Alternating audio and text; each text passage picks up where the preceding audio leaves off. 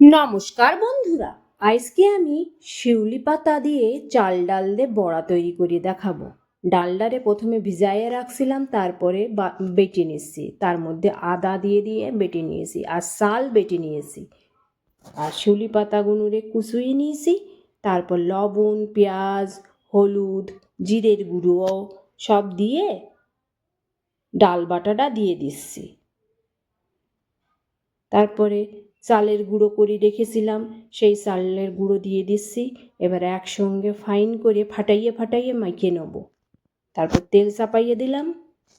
ওই তেল গরম হয়ে গেলে বন্ধুরা ওর থেকে 1 চামচ তেল ওই ব্যাটারটার মধ্যেই দিয়ে দেবা, তাহলে পকোড়াগুলো বেশ খচখচে মচমচে হবে। তারপরে গোল গোল আকারে বড়া তৈরি করে নিচ্ছি। দেখো, লাল লাল করে উল্টাইয়ে পাল্টাইয়ে ভেজে নেবা, সুন্দর খেতে লাগে। আর মুখের রুচি নেই যাদের এই বর্ষায় জ্বরে, তাদের মুখে রুচি ফিরে আসবে। এইভাবে বানিয়ে খেয়ে দেখো বন্ধুরা।